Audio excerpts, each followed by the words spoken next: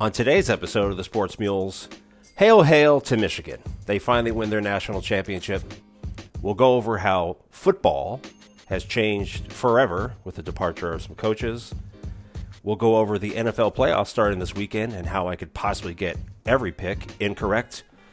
And I have to come clean about a horrible drinking problem I have. Hey, mister, wake up, Mules Nation. Time to dig in, man.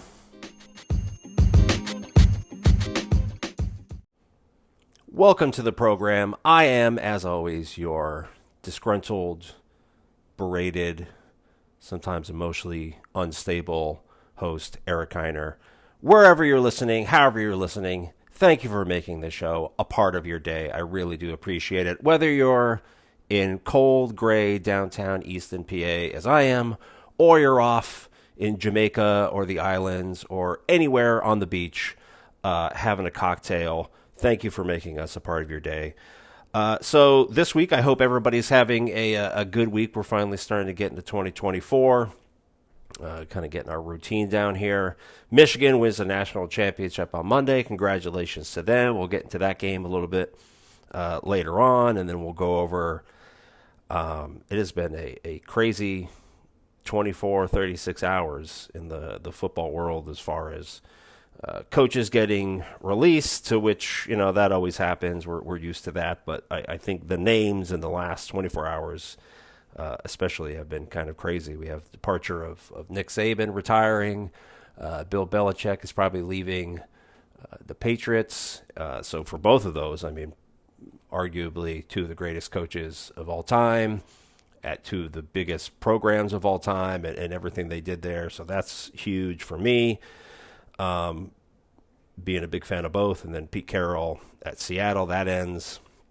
Big Pete Carroll fan as well. We'll also get into that. And then, you know, it's just in time for the playoffs to start. So a lot of things going on, a lot of stuff that we can cover real quick. And then I just wanted to get into my drinking problem. So I have to confess, I've covered it up for a long time, right? You try to hide stuff. You try to, you know, go in dark corners and sneak some things. And this is nothing against anybody who has an actual addiction, right? It's a joke. It's for fun. Enjoy yourselves. Don't be serious all the time. But I do have to admit, I'm going to come out and say it. Deep breath. I like eggnog, okay? I'm not going to deny it anymore. I'm not going to lie about it. I like eggnog. You get some eggnog, you put a little spice rum in there, a little cinnamon on the top. It's a good drink. So I'm not going to deny it anymore. You want to call me Eggnog Eric? That's fine. I'm okay with it. But I'm tired of living in the shadows. I'm going to come out. I'm going to say it. Be proud. I like eggnog. So there it is. You know, and we have to change things in life, right? I admit I like eggnogs. Trying to kick back on, you know, some Kinder Buenos to, you know, help out my digestive system a little bit so that I don't feel like I've eaten a brick every other day. So, yeah, I just I wanted to come out and say it. So anybody out there, if you have a specialty drink or something that you like, that you feel embarrassed about, or people make you feel embarrassed about, don't be. Be proud. Be who you are. Say what you like. I like eggnog. So there's that. But I do hope everybody's having a good week. I hope everybody's having a good day. Anybody out there traveling, safe travels to you. I will be thinking about all of you until I know everybody is safe.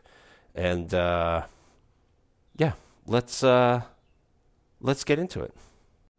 So before we get into everything here, all right, because I want you guys to know that this is a high class, well-run organization here. Okay, we mean business here.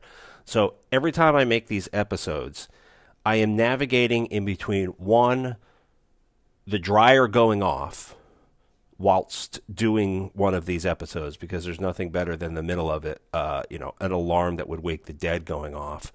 And then also my daughter's parakeet in there, chapper, you know, going off like I just gave it, you know, a small dose of cocaine. I didn't. All right. Don't call PETA. I did it. But I'm just saying, going off in there like some, you know, crackhead. And then just the general, I also like to have cameras in here because I like to look at my employees to to see what's going on to make sure nothing fishy is happening here. And because I'm a boss that cares. I care. But my number one employee, my two top employees have left me.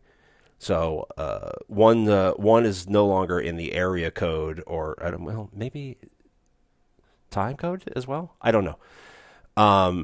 And then my other one here, Salem, has left to go sleep because he had a busy night of sleeping. So so just so you guys know, there's a top run organization here committed to excellence. And so if you do hear a bird or a buzzer go off, one, the bird is alive, and two, time to fold some laundry. So we'll get into our first topic here, which is Michigan wins the national championship on Monday night. My initial thoughts on the game were Michigan was well-deserving, right? All season, well-deserving. Incredible team. Their defense is, arguably one of the best ever if you look at their stats and their numbers, and especially in the playoffs. And the talent that they went up against has been phenomenal. We talked about it last week with Washington, their quarterback and receiver play being the top of college football. The quarterback, Penix Jr., it was a Heisman finalist, I believe he came in second. And their wide receiver core, probably best in the nation. All of those guys will be drafted relatively high when they go. And Michigan was able to shut them down.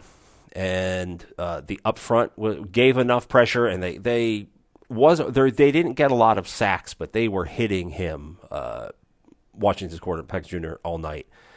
And you can see the other night, he was wore down. His ribs were hurting. His gut was hurting. He was wore out. They chopped him down all night, which is what you have to do, and gave him no time back there. And then they had the offensive line for Washington that was making a lot of mistakes, a lot of false starts, some holds and some grabs, and just doing things that I believe Washington this year won the award for best offensive line, which Michigan had won the previous 2 or 3 years. And to just kind of have them go out there and, I don't want to say get humiliated, but seem like they were overmatched, really says something about Michigan's defense and their scheme. And I don't know what their defensive coordinator's plans are going forward, if he enjoys being in D.C., or if he, wants to get a head coaching position. I know he came from the Ravens, Jim Harbaugh's brother. They discussed, and he went there, and they had just a phenomenal defense all year, and it showed, especially when it mattered, right, against Alabama, and then in the national championship really shined up. And their offense, right, made the plays they had to make. I'm not sure if Washington's defense or defensive line has ever seen the inside zone or been taught about cutback lanes.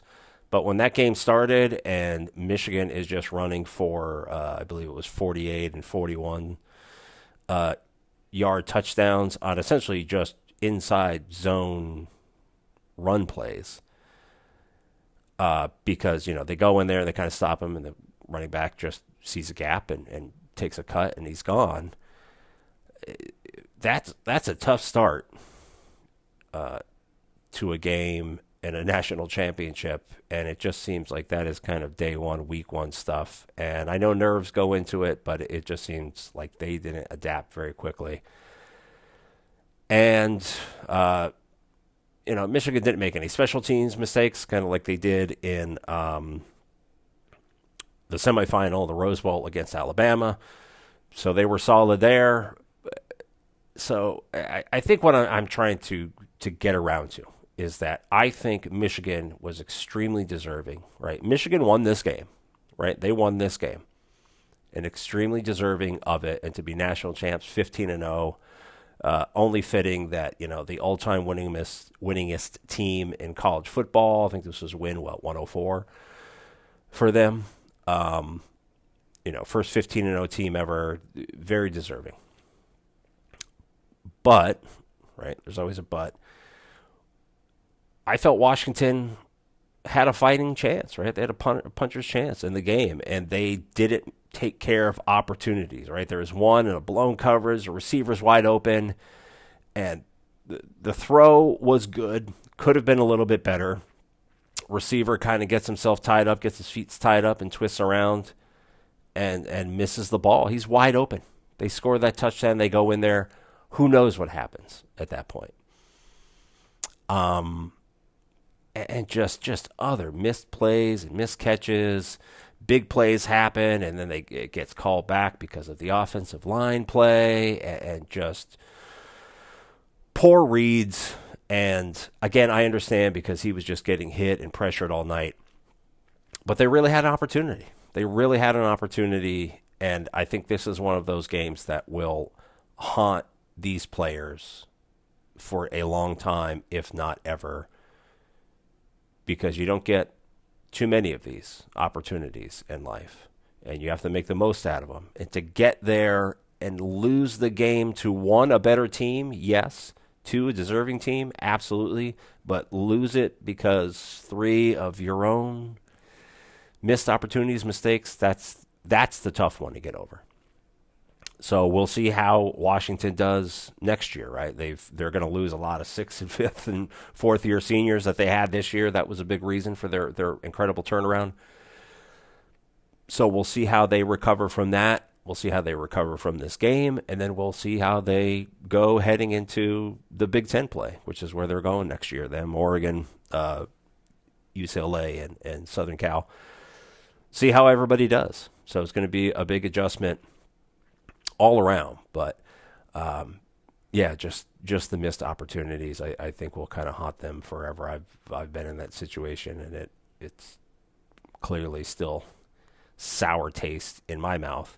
So I can only imagine for these guys what it'll be like. But congratulations to Washington on a phenomenal season, an incredible year. What a great run.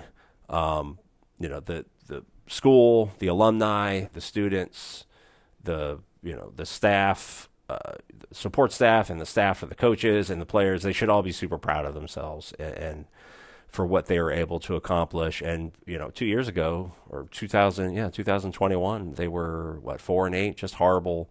And to be able to make this kind of turnaround and end up in the national championship game is phenomenal.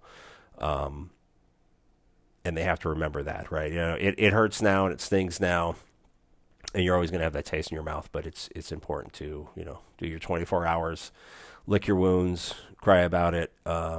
And then after that, right, time to get back to work.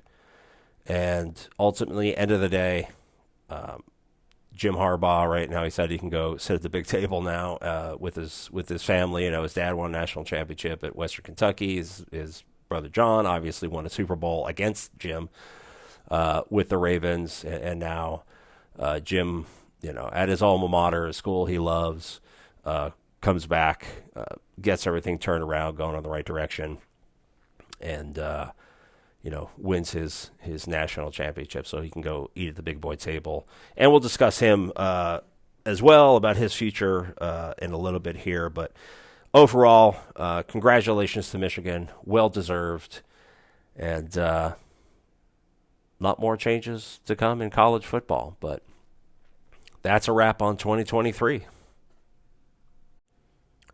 So the last, like I said before, 24, 36 hours have been a crazy time for football in general, right? NFL, college, and I think it has been something that we'll look down the line at as being kind of a dividing line, right? Pre and post.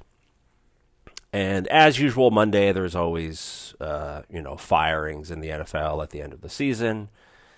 In any business, that's how things go, especially production, performance-based jobs, careers, right? This is what you happen, right? You come out here, so, you said we're going to do this, that, and the other because we're trying to achieve this. And when you don't achieve it, those things happen, right? Not just in sports, but any part of life, whether it's work, relationships, whatever.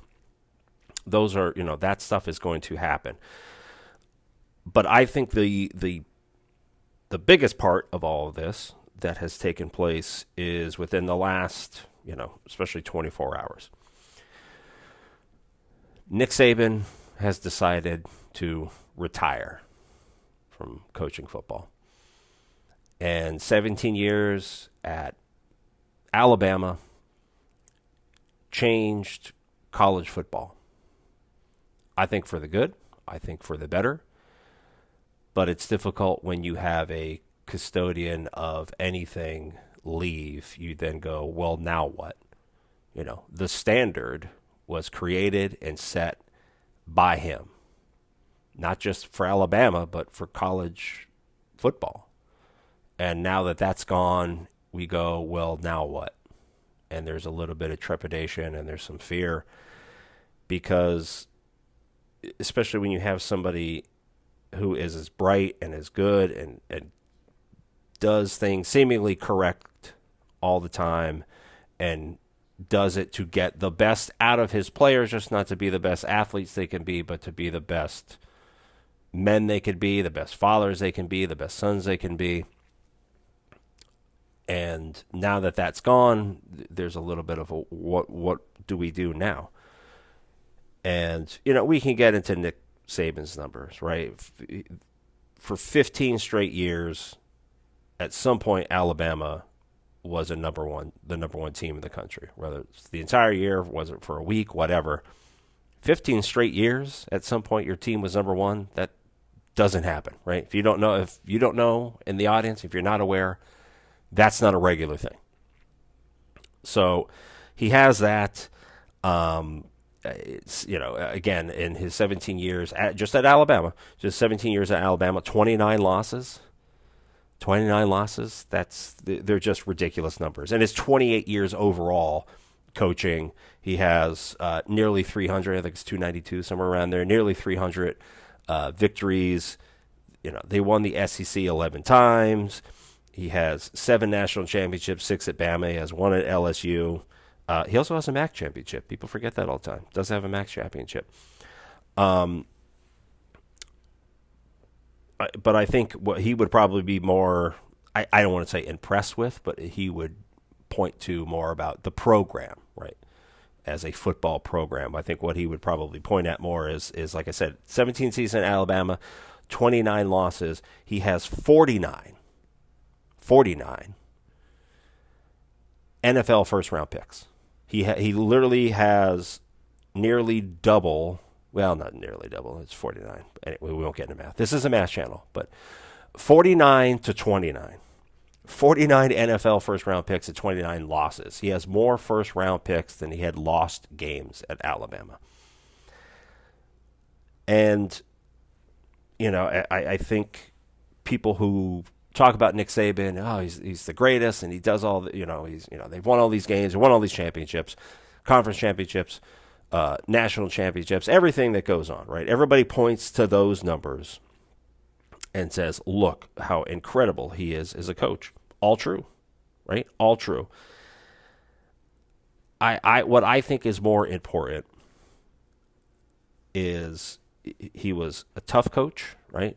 He would get on you, right? You could watch videos, go on YouTube or go whatever, watch videos. He will light you up in a game, at practice, in film room, whatever. He'll light you up.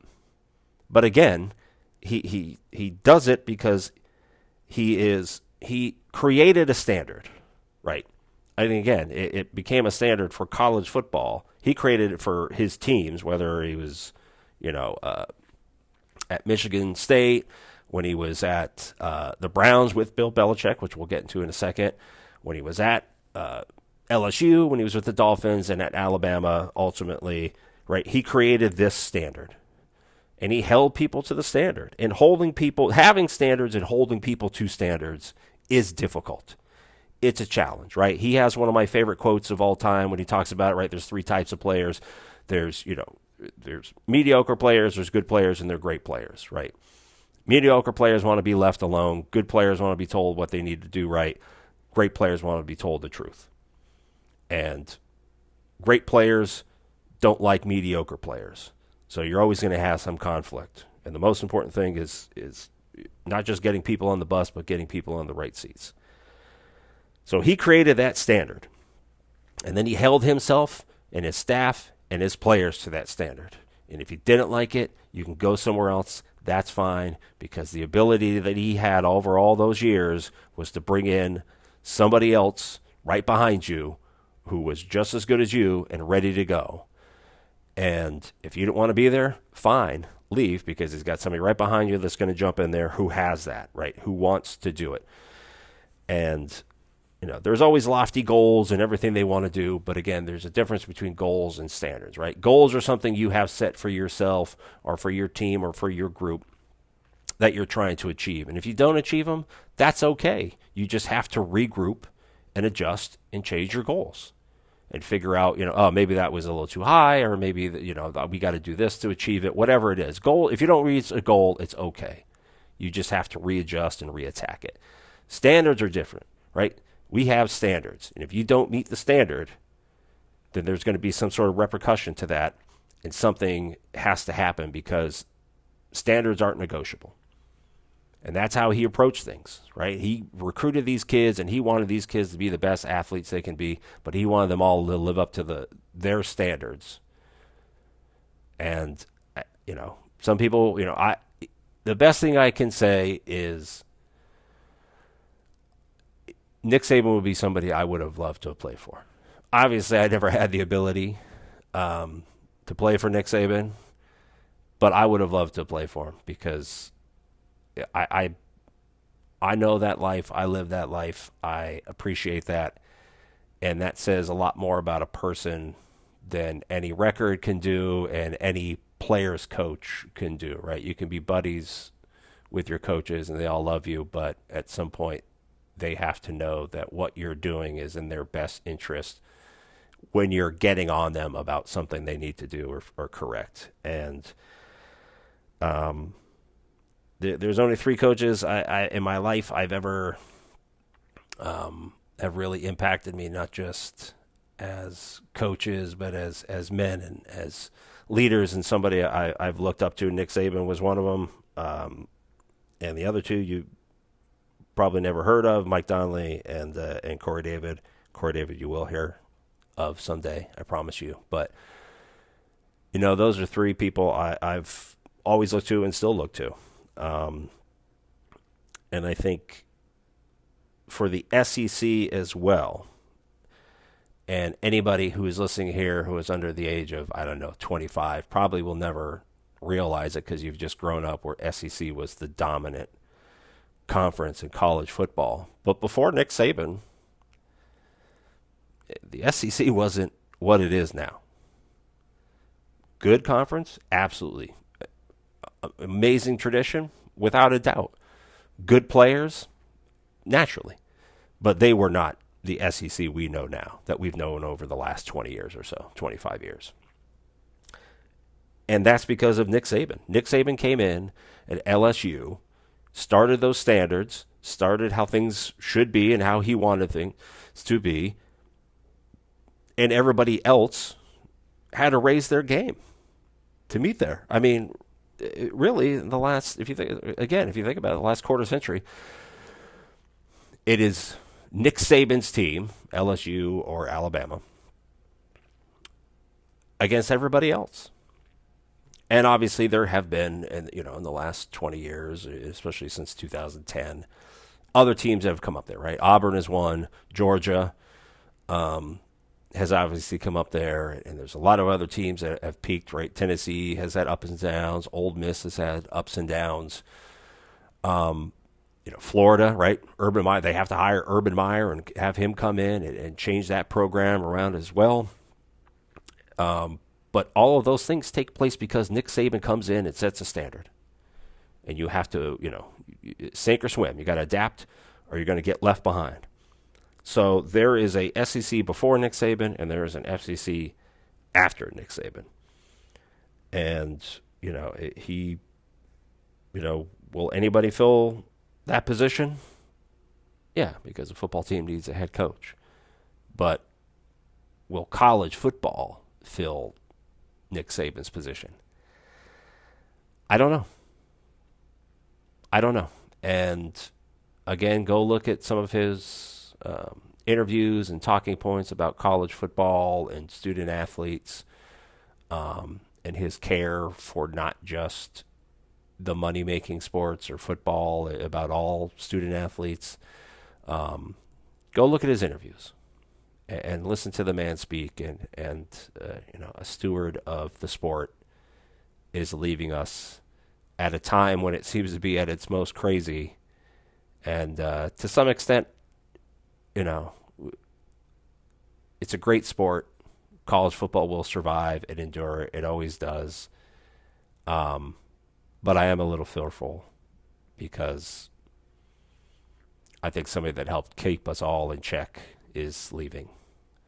And it's a little scary. But now he gets to spend all this time with Miss Terry and go drink his coffee and his two little Debbie cookies in the morning and go live the good life as he should, and he's earned it. And hopefully Miss Terry doesn't put him to too much work. But all I can say is thank you, Coach Saban. We all appreciate it. So Nick Saban retires, and something that we've heard about and discussed, not just here, but in the sports realm over the last couple months, has been his very good friend and former boss, Bill Belichick, who apparently, as a recording today, the 11th, Thursday, January 11th, is parting ways with the Patriots. And again, much like Coach Saban, Bill Belichick was the gold standard in the NFL for being a head coach and for the Patriot way and running the organization. And there's a whole other debate that we can have and you guys can have about, was it Bill Belichick? Was it Tom Brady? Who was really, it doesn't matter, right? People loved, Coach Belichick, but they played for Brady, whatever the hell it was. It doesn't really matter because he was there. And again, he set the standard of how things should be. And the last few years have been difficult, obviously, after Brady leaves. And then people go, Brady leaves, and they still make the playoff. He goes to the Bucks. Bucks makes the playoffs. Bucks win Super Bowl. Patriots have gone down since Tom Brady left, so it was clearly Tom Brady. Yes and no, right? You have a figurehead like Bill Belichick, and then you have just one of the best competitors ever, like Tom Brady. Yeah, things are going to change. And, they've made some moves thinking that they can still do what they used to be able to do, and it didn't work out that way. And to be honest, the quarterback play has probably been the problem the last couple of years. And, but the quarterback play is the problem because you have guys back there who don't have Tom Brady's competitive spirit, we'll say, and dedication and kind of that FU mentality that you need. And also that the offensive line hasn't been great. Offensive line wasn't great the last couple of years Tom Brady was there. So I think those two factors are probably the biggest one. Defense was still good, but the offense just wasn't able to do what it needed to do. And, again, you can have whatever discussions you want about the reasons for it, but the fact that this man, who has been in the NFL for as long as he's been in it, finally gets I know he was the Browns head coach for a few years, but once he finally gets kind of the keys to the castle for the Patriots, and he builds that program up and that franchise up to what it is, right? To become the standard in the NFL. Because it was everything, right? You had an owner who was willing to do it. You had a head coach who knew what to do and how to properly run a program. You had, the GOAT quarterback coming in and running that offense to do what it needed to do. And Bill Belichick is one of the greatest defensive minds we've ever seen in football, and to keep that defense going. So he sets it up, and he creates that. And again, NFL has to adapt, to change, to beat the Patriots, right? College football has to adapt and change to beat Nick Saban. NFL has to adapt and change to beat Bill Belichick. And again, a steward of the sport is I don't want to say leaving. We don't know. Right? We don't know. He may take a year off. This may be it. Come back to a new program and re-energize, and fresh starts really help out a lot. But we'll see what happens with that one. But again, it's a sad end to have it end the way it does after all the success that they've had in New England. Love them or hate them, it doesn't matter. Facts are facts. And to have his last couple years kind of diminish and fade away it's sad to see it end this way in New England. Like I said, whether or not this is it for him or he comes back, but at least here to have the greatness that we had and see the last years it fades away. Like sometimes I feel about myself. That's why I tell people at 75 I'm out, because I just don't want to fade away. But Bill Belichick's leaving. So that's a big one there. Another one near and dear to my heart, Pete Carroll stepping aside as the head coach for the Seahawks. He's going to move into more advisory role and work with, in the football office and help out with that. But this is a man, I think a lot of people forget, is one of 3 people to have won a college national championship and a Super Bowl. Right, wins with USC, wins with Seattle, and I think people forget about that a lot, of what he's done and what he's been able to accomplish. And I know everybody looks at him and he's always kind of a goof. They're chomping on his gum on the sidelines and being hyped up and taking his T-shirt off, and I think he's the successful but opposite end of Bill Belichick, right? Bill Belichick is on the sideline, grumpy as hell, looks like he hates life, just wears whatever he needs to wear to, be comfortable at a game, cutting his sleeves off, right? The hoodie, mumbling through every press conference he's ever been in, but is super successful. And then you have Pete Carroll, who is out here smoking and joking and laughing and having a good old time in press conferences and at the games and win or lose. Just looks like he enjoys life. And I think people, a lot of people get overshined in the Patriots era over the last 25 years. But Pete Carroll deserves a little bit more respect, and I hope through time people see what he was able to do and what he actually accomplished in his coaching career in college and the NFL, and give him the praise he deserves. But yeah, so it's been a tough week. And then the kicker of all of them, probably here at the very end, we don't know Jim Harbaugh's future, right? We would all think, well, he just won a national championship at Michigan.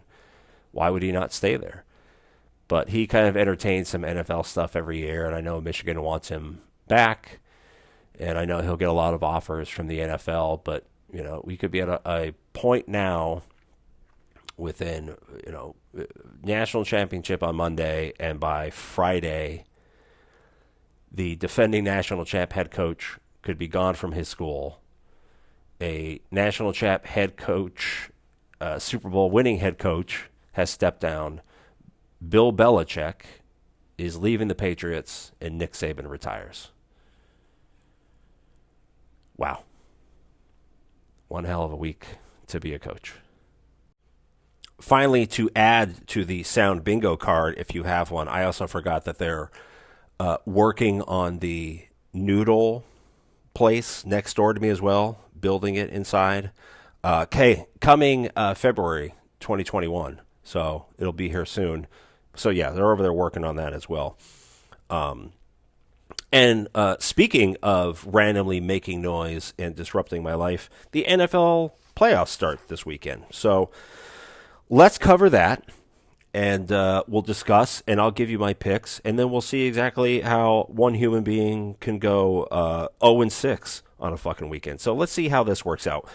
And by the way, before we really get into it, so we have playoff games Saturday, Sunday, in this stupid Monday night playoff game that they've started. I'm a little torn how I feel about that. I mean, obviously, more football. Who can complain about that? But I don't know. I don't want to be the get off my lawn old man. But Jesus Christ, like, at some point, just play your games on the fucking weekend like you used to. Like, we have to encompass every damn day now. The NFL doesn't make enough money. They got a cap on Monday nights as well. Like, at some point, let me go back to trivia night. I can't go to trivia night because I got to watch a playoff game on Monday. Damn you, NFL. Clearly not a sponsor, and clearly won't be a sponsor after that. I'll probably get sued by Goodell now because I cursed at the NFL. But so let's get into these playoff games. When they are, I have no idea because I was just irritated about the Monday Night Football. I no longer wanted to see what time these games are played. So we'll just go over them. So Bills-Steelers. Bills go from being possibly out of the playoffs to the number 2 seed because they beat the Dolphins, who cannot figure out how to beat good programs, which is never a good sign going into the playoffs, but we'll also discuss that in a second. So they win this past Sunday night, win the division, number 2 seed, and now they get to host the Steelers, who everybody forgot was in the playoffs because they're a few weeks ago they're like, oh my god, the Steelers are terrible, and all of a sudden it's like, oh shit, the Steelers are 10-7. Oh, hey, welcome to the show. My pick for this one is Bills are still hot. They're home. It's going to be cold and snowy and miserable, more miserable than it is usually in Pittsburgh. But hey, you can get what's the Primanti Brothers? Is that the place in Pittsburgh that has the sandwich with fries on it versus wings in Buffalo? I mean, if I'm gonna base off of food alone, I mean wings. Wings win every time. Unless that's against tacos, but San Diego doesn't have a team anymore. Thanks, dickhead. So, a sandwich with fries on it? Yeah, I love it. First wings? Come on. Bills win on wings alone. Chiefs, Dolphins. So, Tyreek Hill gets to go back to Kansas City, where it has the possibility to be the coldest game ever. So, always a bonus when a team from Miami goes to another place and plays in a cold weather game. And again, especially a team that has not beaten really anybody with a winning record except Dallas, but we know how that works. And now has to go on the road, who they've already like. Let's be honest, right? The Dolphins had a playoff game Sunday night against the Bills for the division and number 2 spot. They lost. It didn't look good losing. Even with Buffalo trying to give the game away, Dolphins couldn't still figure it out. And now they got to go to Kansas City in the cold, in the snow, against a Chiefs team who maybe will have figured out now. I don't know. The Chiefs don't look that great either, but I got to go with the Chiefs over the Dolphins because the Dolphins have not looked great, especially the second half of the season. Chiefs haven't looked better, but I think they can get it figured out, and they're home. So I got to go Chiefs on this one. And then we have the Massage Bowl. If you don't know what that is, Google it. The Texans versus the Browns. Amazing, incredibly, the person for the Massage Bowl isn't playing, but Texans, they were essentially number 1 pick last year, and now here they are in the playoffs against the Browns. Say what you want against the Browns, but they got that Flacco magic going on. Ride it as long as you can. This is probably the game I'm really actually excited to see this weekend, right? This is the one I'm most interested in. So Texans and Browns. So I got to go with Texans on it, honestly. Mostly because I think we should give all the praise. And honestly, I don't care what else anybody else has done or what people's records are. This is the man I think that should win Coach of the Year. And I'm 100% honest about this. And I think he deserves all the praise and all the respect and more attention that he gets. The Texans head coach, D'Amico Ryan, right? Again, this man, DC for the Niners, gets the job for the Texans when, again, they seem to be completely dysfunctional. I know that happens a lot for the Texans, but they really just seem to be completely dysfunctional. This man comes in, steadies the ship, gets the people in the right spots that they need. Obviously, they get incredible quarterback play from C.J. Stroud, their rookie quarterback. They get him, but he steadies the team. He steadies the organization. People look to him and they go, okay, I feel better about his decision making. And again, takes this dysfunctional team, and here they are in the playoffs. So give him more respect. So I got to go with the Texans on that one. Then we move over to the NFC. We got them boys against the Pack. Cowboys are going to win. I'm just going to put it there now. Packer, I know they looked a little bit better the last couple of weeks, and they always give the Cowboys fist, but the Cowboys are going to win because we need an extra week of every one of these dipshits out here. Again, I don't have a problem with the Cowboys. Like most things, like most people have problems with Philly fans of any sport. I don't have a problem with the Cowboys. I have a problem with Cowboy fans, and again, not all of them. I don't want to break, the broad brush. My uncle's a Cowboys fan. I love him to death. But most Cowboys fans they're like Yankees fans, right? You just can't shut the fuck up about, we did this and we won that. Okay, congratulations. Like most things, that was 30 years ago, right? You're the high school, I was a 3 sports star in high school. Yeah. That's great, Frank. You're fucking 65. Move on. What have you done since then? Jack and or shit. So Cowboys are going to win. Another week that we all got to hear them fucking run their mouth. That's all I'm going to say about that one because I don't give a shit anymore.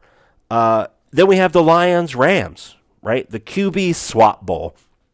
So we get Jared Goff, who leads the Rams to a Super Bowl, lose against the Patriots. Not really his fault. Lose that game. Don't like him. Trade him away to the Lions like it was a death sentence back in the day. It's like sending Napoleon to live in exile for the rest of his life. There's a history note for you. Go Google that. Get Matthew Stafford. Stafford comes in. Rams go on, win the Super Bowl. Everybody goes, oh, everything's great. And again, Jared Goff, people write him off. And here he is. He has resurrected the Lions. Turned them into a playoff game. They've won the division for the first. Last time the Lions won the division, it wasn't even called the North. That's how long it's been since they won this fucking division, right? It wasn't even called what it's called last time they won it. That whole organization as well, right? The same thing with the Texans, the Lions. They have done what needed, right? Campbell and the Lions. It seems like the weirdest fit, but it's also the perfect fit.